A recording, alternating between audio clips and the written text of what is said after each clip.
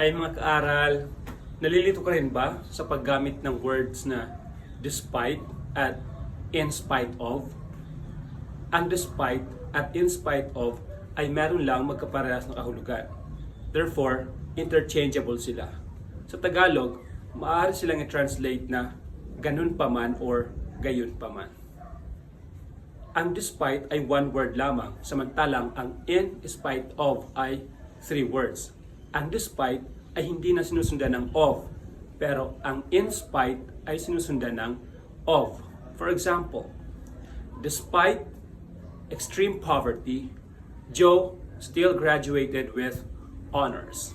Or, in spite of extreme poverty, Joe still graduated with honors. So, yun po yung pinagkaiba ng despite at in spite of.